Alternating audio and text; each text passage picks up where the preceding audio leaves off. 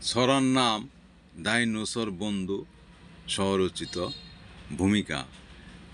ছোটদের কল্পনার জগতে ডাইনোসর মানেই এক আশ্চর্য প্রাণী, ভয়ও আছে, মজাও আছে। এই ছড়ায় সেই ভয় মিশে আছে হাসিতে।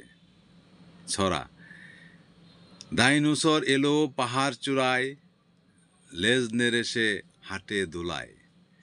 বড় বড় দাঁত তার মুখে, তবু হাসে রঙিন সুখে। জঙ্গলে যায়, গাছফল খায়, ছোট্ট পাখির গানও গায়।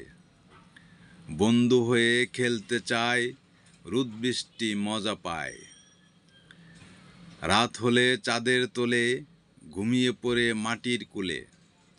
স্বপ্ন দেখে বাচ্চা ডাইনু, খুশির দেশে যায় যে হিনু। উপসংহার: ভয় পেও না সে পুরনো কালে, এখন থাকে বইয়ের ভাঁজে। জ্ঞান আর মজার সেই ডাইনোসর শিশুদের মনে গল্প সাজে।